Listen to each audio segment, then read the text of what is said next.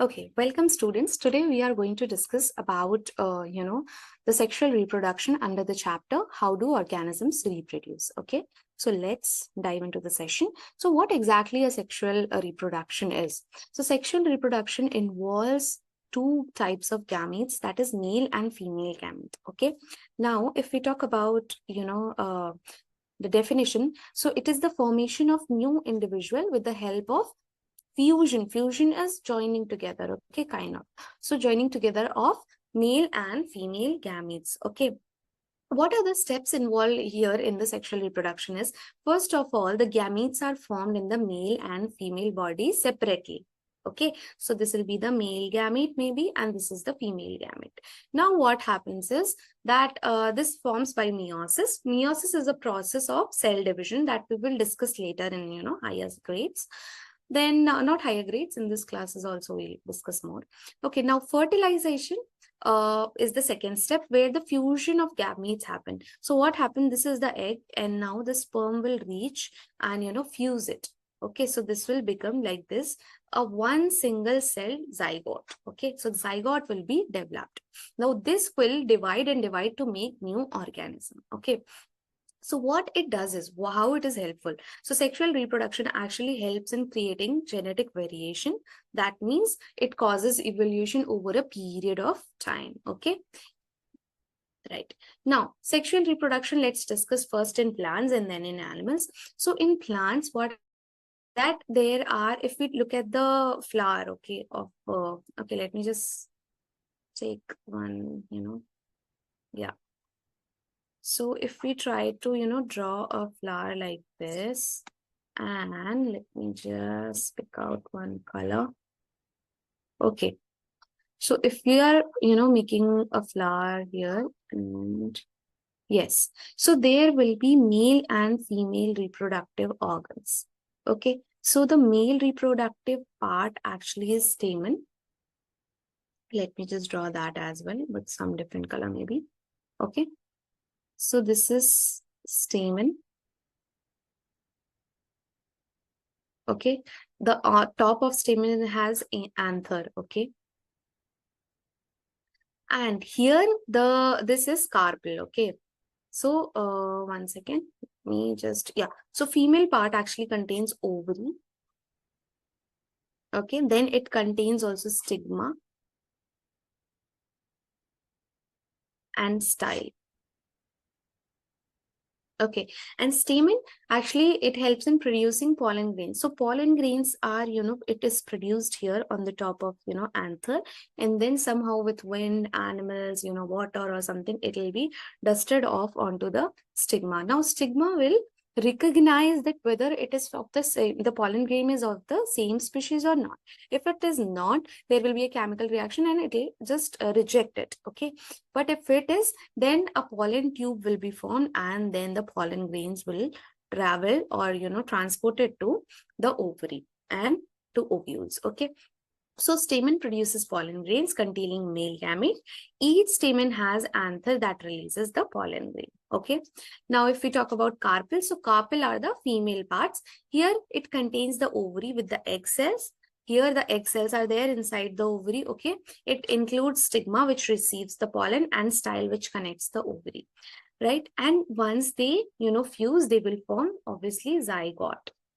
Okay, so male gamete will fuse with the female gamete, that is egg, and will form the, you can say, zygote. Okay, now there are types of pollination. Self-pollination is when the plants actually the same flower of the same plant is it is pollinated by the same flower basically. So that is called as, or the pollen transfer within the same flower or between the flowers of the same plant is called as self-pollination. Okay, so imagine this is a plant, and maybe this is the flower. Let's say, let me just draw a flower. Okay, so now on one more flower, let me draw it maybe here. Okay, so if the pollination is here in the same plant only, case A, or is it from here to here, that is the transfer of the pollen grains from one flower to another of the same plant. Okay, or for the same flower also, the transfer of the pollen grains from the same flower to itself. Okay, so in these two cases, it is self-pollination. Now, if there is another plant is there, okay, with same species and everything, okay, and now what happens is the pollen grains from this plant is traveling to this, then the case C, then that is cross pollination. So pollen moves to a different flower on this another plant, carried by wind, insects, water, and animals, creates greater variation and very stronger offspring. Okay, now from flower to fruit, what happens after fertilization? We know that pollen fuses with the egg in the ovary. Okay, and inside the ovary, if we look at like this, so this is stigma. Okay, this is style, and this is ovary. Okay, so here if you will look at this, inside this there is ovule. Okay, now what happens? Zygote becomes embryo. Okay, so inside here zygote becomes starts dividing and makes embryo. Okay, and ovary becomes fruit. So this becomes fruit. Ovary will over a certain period of time develop into the fruit which we eat. Okay, and ovule becomes the seed which will be helpful in growing that plant again.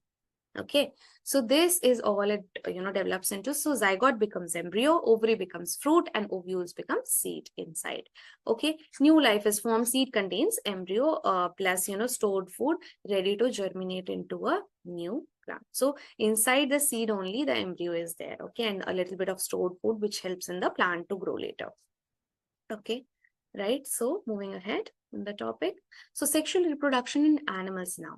So it can either occur externally in animals, that is outside the body in water. So usually aquatic animals follow this external fertilization method, where fish and frog will release their egg outside in the water. Okay, and sperm also is in the water and it travels and reaches the egg and fertilize. So this is externally outside the body of the organism, right? Hence this is external fertilization. Now if we talk about internal fertilization, that happens inside the body. Okay, and it is being the offspring is being protected in the body of the you can say the parent. So here the birds, mammals, reptiles, they have some reproductive structure which can carry the offspring inside for quite some time. Okay, now development. So zygote develops into embryo and then grows into a complete offspring with parental characteristics. Okay, right? So now human reproductive system, there is male reproductive system and female reproductive system. So testis here, okay, this testis actually produces sperm cells. Okay, now the sperm cells, with the help of vas deferens, it is passed through the system, okay, and transported and reaches penis. From here it is delivered out, the sperm is delivered out. Okay, and then it reaches through vagina, the sperm enters inside, okay, and reaches here. Now let's discuss a little bit about female reproductive system. So ovaries, a pair of ovaries there, 1 and 2, right? So a pair of ovaries that produces egg. Now once a month, either this side or this side alternatively, one egg is produced. Sperm, a lot of sperms are being produced, okay, because they are motile, they have to travel, so they can be lost or damaged. Okay, so that's why a lot of sperm is there.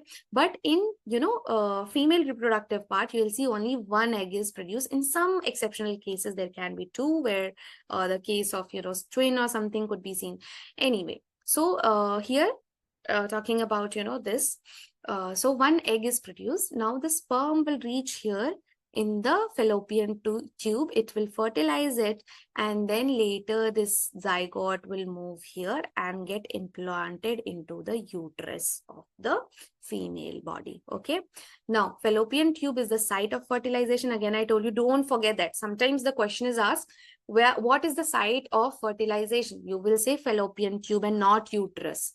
Where the baby starts developing or where the womb is, uterus. Uterus is also called as womb. Okay, Now, so first the fertilization happens where the sperm and egg fuse together to form zygote. Then zygote starts dividing. So this is zygote, suppose. So it will divide into now 2 cells, then 4, and like that keeps on dividing and dividing, okay, and making more number of cells. Now implantation. So what happens? Embryo attaches to the uterus well and develops into a baby over a 9 month of period. So it will attach here itself and then start producing, start developing into a full grown baby. Okay, right. Okay, now why sexual reproduction matters? Because it causes variation, because two parents are involved, right? So some of the characteristics will be from this parent, and from the some of them will be from the other parent, which will generate a lot of variation, which will help in evolution ultimately, okay, for better adaptation. So if variations are there, we can see that sometimes these organisms can be adaptable to certain conditions which the parent were not, okay, or maybe the earlier ancestors were not.